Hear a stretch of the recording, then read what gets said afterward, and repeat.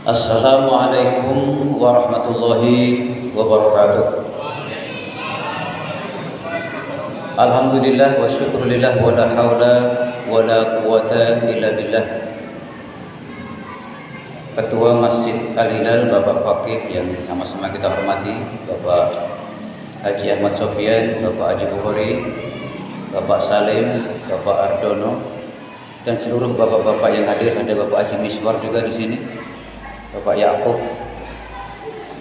tokoh-tokoh pemuda dan ibu-ibu insyaallah yang tetap istiqomah sampai hari ini dan sampai akhir Ramadan insyaallah. Amin ya rabbal alamin. Salawat bermutiarakan salam semoga senantiasa tercurah kepada uswatun hasanah kita, baginda Nabi besar kita Muhammad sallallahu alaihi wasallam. Hadirin sidang salat Isya dan tarawih yang dimuliakan oleh Allah Subhanahu wa taala. Rasulullah sallallahu alaihi wasallam bersabda, "Farada Rasulullah zakatal fitri so'an min tamrin aw so'an min sya'irin 'alal 'abdi wal hurri min adz-dzakari wal unsa was saghiri wal kabiri wa amara biha an tuaddiya qabla khurujin nas ila shalah." Rasulullah bersabda, memfardukan kepada orang-orang muslim ini, baik yang merdeka maupun budak sahaya, baik laki-laki maupun perempuan, baik besar maupun kecil, ini maksudnya adalah zakat fitrah. Kapan pelaksanaannya? Sebelum orang-orang berangkat untuk melaksanakan sholat Idul Fitri. Itu batas maksimal. Ada waktu jawas, waktu yang dibolehkan. Dari awal Ramadan seperti ini, pertengahan seperti ini boleh. Ada waktu wujub, waktu yang wajib mulai habis kita berpuasa itu, kita takbiran itu sampai manusia sebelum melaksanakan sholat Idul Fitri. Jadi zakat fitrah ini semuanya Pak. Kita punya bayi yang lahir sebelum pelaksanaan sholat Id, kalau lahirnya sebelum itu wajib di zakat fitrah.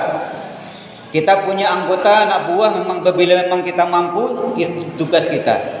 Kita sebagai kepala keluarga, tugas kita untuk membayarkan zakat fitrah istri dan anak-anak kita. Itu bahasanya so'an min tamrin aw sya'irin. Jadi satu sok kurma atau gandum. Satu sok itu ukurannya mungkin 4 mut. Satu mut itu ukuran tangan kita dewasa seperti ini Pak. Sekitar 670 gram lebih. Itu ukurannya bisa 2,5 sampai 3 kilogram. Jadi tidak ada salah bagi masjid yang mengeluarkan nanti berasnya 2,5 kilogram. Tidak ada salah yang 2,7. Juga kita tidak boleh menyalahkan yang sampai 3 kilogram beras. Seperti itu. Hadis lain mengatakan farada Rasulullah zakatul fitri tuhratan lis-shaim wa tu'matan lil masakin minal lagwi wa rafasi. Rasulullah mewajibkan zakat fitrah itu untuk pensuci daripada orang yang berpuasa dari apa? Minal lagwi war rafasi, dari lahun itu ucapan perbuatan yang sia-sia. Ya, termasuk itu. Wa tu'matan lil masakin. Zakat fitrah ini lebih condong banyak kita berikan kepada orang-orang fakir, miskin. Itu zakat fitrah. Jadi seperti itu Bapak Ibu sekalian. Apa yang diberikan sesuai yang kita makan. Bapak Ibu makanannya beras kita berikan. Bapak Ibu makanannya gandum kita berikan. Tiap hari makan kurma ya kan? Kurma yang kita berikan. Bapak Ibu di sini beras semua atau makanannya Bapak Ibu ya? Beras apa nasi? Nasi ya kan? Nasi. Nah, seperti itu. Itu diberikan berapa? Ukuran minimal saya baca di Kemenak cuma 2,5 kg beras Bapak Ibu sekalian. Meskipun ulama Hanafi membolehkan itu disetarakan dengan harga beras saat itu sekitar berapa Bapak Ibu kalau 2,5 kg itu? 25 sampai 30 ribu ya. Dan tolong Bapak Ibu berikanlah kepada Allah itu sesuatu yang baik. Umpamanya nih, biasa kita tiap hari makannya berasnya rojo lele ada ya Pak ya? Pak Supri ya. Yang dimakan tiap hari beras rojo lele. Tapi giliran pas diberikan untuk panitia zakat fitrah beras raskin 2,5 kg yang setengahnya menir semuanya umpamanya. atau 2,5 kilogram, yang setengah kilogram dedek semuanya umpamanya. Ada nggak yang seperti itu Pak ngasih beras Pak? Kadang-kadang ngasih beras, berasnya sudah lengket. Udah berapa tahun beras seperti itu ya. Beras bulog yang nggak sempat dikeluarin mungkin itu kan. Dipakai untuk zakat fitrah juga.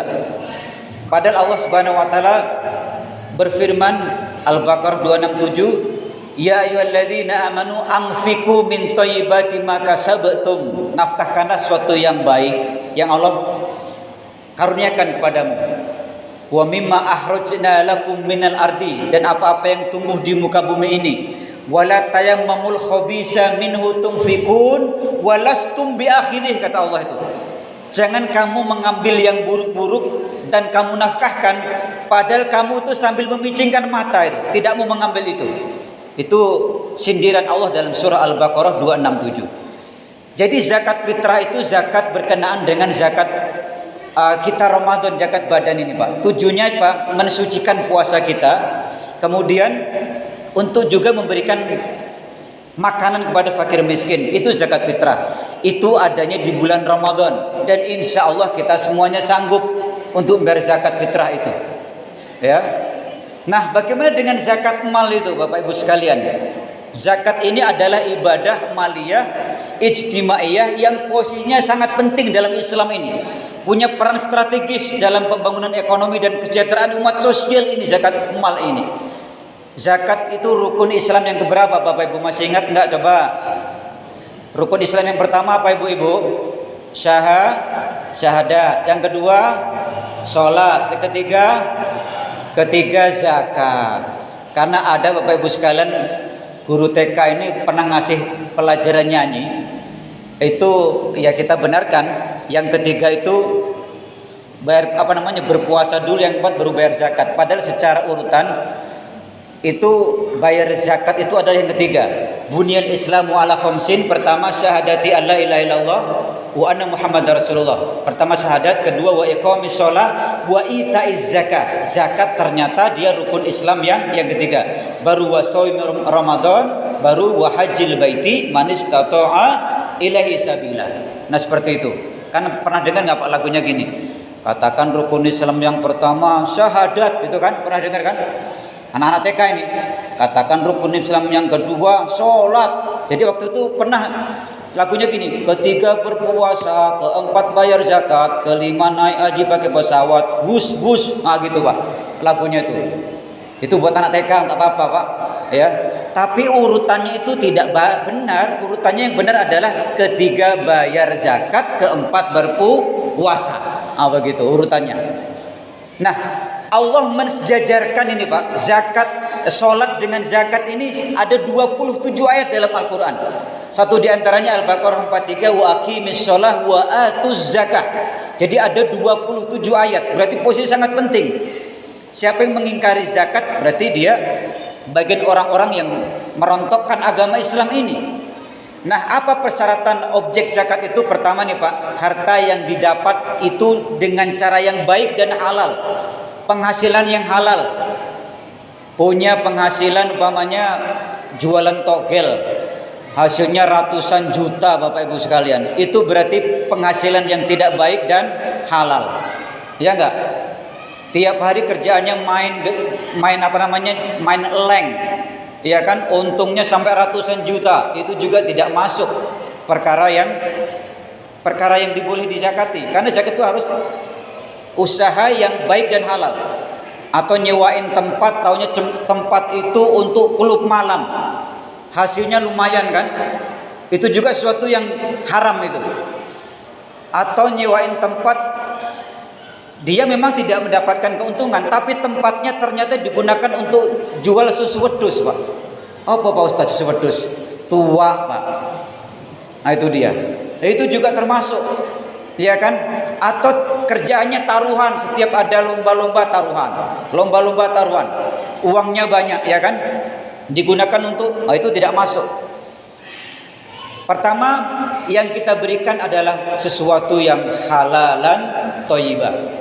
Ini Pak, Kalau punya peternakan, biasanya kan kalau kambing 40 ekor, itu sesuatu yang halal juga.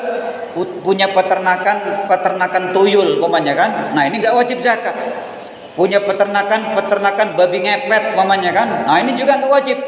Bahaya banget itu. Orang Islam itu kan selektif Pak perutnya Pak, iya kan? Soto, ayo masuk, iya kan? Sate Padang, oke lah. Nasi Padang masih banyak ya Pak ya di Zaki ya, bolehlah masuk gitu kan. Ketemu kodok, oh nanti dulu. Ketemu makanan haram, naan pai ke dahwa. Nah kan gitu Pak, nanti dulu. Yang pertama itu Pak, zakat mal itu dia dari sumber yang halal dan thayyib. Yang kedua, ada istilah nisab Bapak sekalian. Nisab itu ukuran minimal penghasilan kita ini Pak.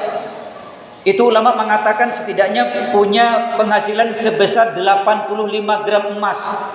Sekarang mahal banget Bapak Ibu sekalian harga emas. Ada yang baru beli emas gak di sini Bapak Ibu sekalian? 1 gramnya berapa? Hampir 900 ribu Bapak. 981 gram itu. Yang masih jomblo-jomblo coba angkat tangan di sini. Nanti umpamanya pengen tunangan nggak pakai emas nggak apa-apa, pakai bekas ruji sepeda itu dibuletin itu nggak jadi masalah. Namanya lamaran tuh pengikat itu tidak harus menggunakan emas. Kadang-kadang kita kritisi jangan sampai laki-laki juga menggunakan emas. Budaya tukar cincin, kalau orang Islam laki-laki dilarang menggunakan cincin emas, haram hukumnya, ya kan? Itu hanya untuk wanita. Seperti itu emas itu. Ternyata nih Pak, 85 gram emas itu 83 juta, ini emas 24 karat. Ya Pak ya. Kalau emas supri ini nggak nyampe segitu harganya. Kalau emas supri zakatnya zakat badan Pak. Namanya zakat puasa nanti emas supri ya. Nah itu dia. Ini emas yang berat tapi nggak mahal ini. Hanya untuk istrinya yang paling mahal. Nah, ternyata nih Pak, zakatnya kalau dikali 2,5% 2.082.500 Pak. Kalau punya uang senilai 85 gram itu, punya penghasilan uang apa saja, jualan sayur kayak Mas Supri ini lumayan itu untungnya, tinggal nerima doang itu. Fotografer, mau jadi apa lagi Pak, dosen, dokter, akuntan, pengacara, ya kan, apa saja yang penting penghasilan yang halal, buka warung, swalayan, macam-macam Pak, rumah makan, ya kan. Kalau penghasilannya senilai ini tadi Pak ya, yang emas yang 24 karat tadi 83 juta itu dipotong 2,5%. Kalau 17 karat Pak, 1 gramnya 705.000 Pak per gramnya itu yang 17 karat itu. 85 gramnya ini 59 juta, hampir 60 Pak. Kali 2,5% 1 juta, hampir 1.500.000 zakatnya Pak. Itu ada istilah haul juga Bapak Ibu, namanya zakat mal itu. Haul itu apa? Ukurannya 1 tahun, tidak setiap bulan. Tidak setiap bulan, nggak ada zakat setiap bulan itu Pak. Itu namanya infak, sedekah itu. Zakat memang sedekah, tapi sedekah wajib. 1 nisab Pak ya, 2 haul. Nisab itu minimal punya penghasilan 85 gram emas atau 24 karat, 17 karatnya berarti 59 sampai 60 juta Pak. Atau yang sedikit dari itu ya, yang penting punya emas senilai 85 gram emas lah. Nah seperti itu Pak. Kalau nggak punya itu, punya penghasilan di rumah, punya simpanan uang di rumah. Tapi kalau ibu-ibu emas 85 gram tadi dipakai semua di badannya nggak wajib Bu.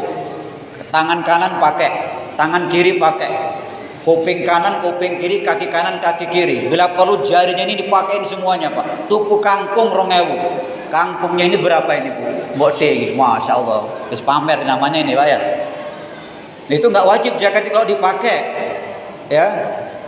Termasuk yang pengen lamaran, tunangan nggak pakai emas nggak apa-apa. Ya, pakai duit koin bekas 500 kayak di puterin tengahnya jadi cincin itu dulu ya nggak masalah itu. Nah itu dia. Kemudian apalagi Pak, uang itu milik penuh, zakat mal itu. Zakat mal itu hal itu 1 tahun. Boleh di Ramadan kemarin dengan Ramadan sekarang boleh. Boleh Muharram kemarin dengan Muharram sekarang juga boleh, itu zakat mal Pak. Ya. Jadi ukurannya haul 1 tahun itu zakat mal itu. Kalau belum 1 tahun ya itu namanya sedekah, namanya infak. Seperti itu. Jadi jangan sampai kita mengingkari ayat Allah. Diingatkan kita oleh Allah dalam surah At-Taubah 3435, walladzina yaknizuna adh-dhahaba wal fiddata wa la yunfikuna fi sabilillah fabashshirhum bi'adzabin alim.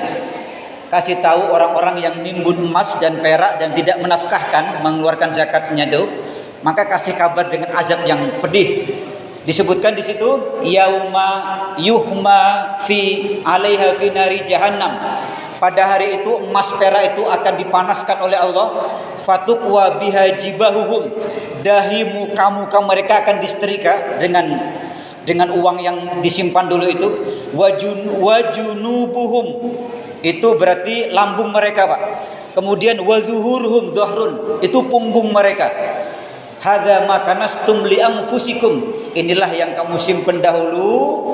Fadzuqu ma kuntum taknizun, rasakanlah apa yang kamu simpan dulu dan kamu tidak menafkahkan atau mengeluarkan zakat malnya. Terus bagaimana Pak, kami yang tidak ada penghasilan sampai segitu dalam setahun itu, simpanan uang atau apa itu, tetap ada tugas kita ini.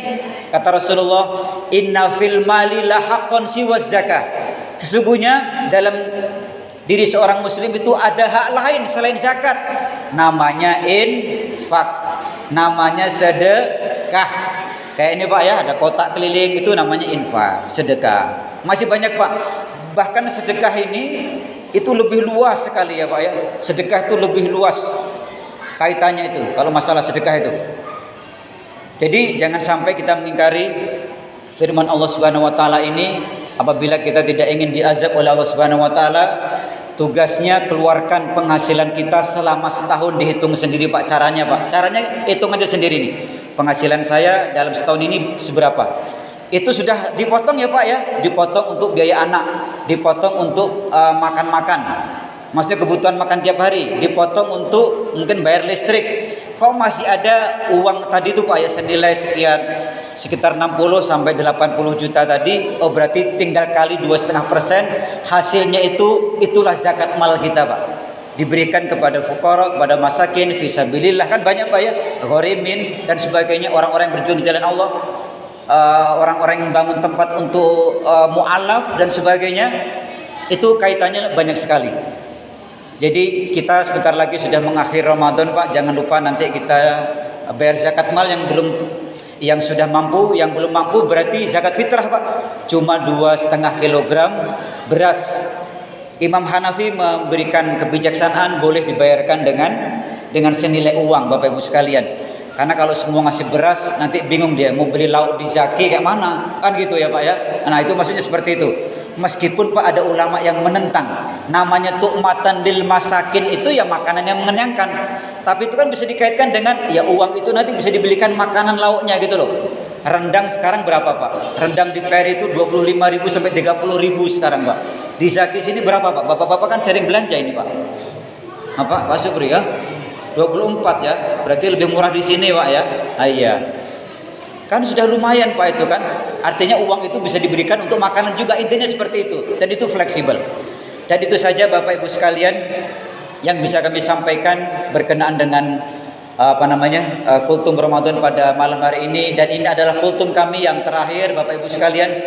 Mohon kami didoakan mudah-mudahan saya diberikan kesehatan, panjang umur Bapak Ibu ya, keberkahan dalam hidup kami ini, istiqomah dalam dakwah. Dan mudah-mudahan Bapak Ibu sekalian juga diberikan kesehatan, panjang umur, bisa ketemu Ramadan 1444 berarti Pak ya, Hijriah yang akan datang. Karena kita nggak ngerti Pak, usia kita ini mungkin tahun depan ada yang mungkin dipanggil Allah Subhanahu wa taala, apalagi 30-40 tahun ke depan mungkin bapak-bapak di sini sudah nggak ada semua Pak. Kalau saya mudah-mudahan masih hidup lah kalau saya Pak. Saya doakan begitu Pak ya. Kita nggak ada yang tahu, tapi sebaik-baik usia adalah yang panjang umurnya, baik juga amal perbuatan kita di hadapan Allah Subhanahu wa taala. Selama 2 kali pertemuan ini kami memberikan kultum ini, mohon maaf Bapak Ibu sekalian apabila ada ucapan kata-kata yang menyinggung perasaan seluruh pengurus, sesepuh, jamaah, baik ibu-ibu dan seluruhnya, dan kepada Allah kami beristighfar, astagfirullahaladzim. Selamat berpuasa dan mohon maaf, taqabbalallahu minna minkum, mohon maaf lahir dan batin. Wassalamualaikum warahmatullahi wabarakatuh.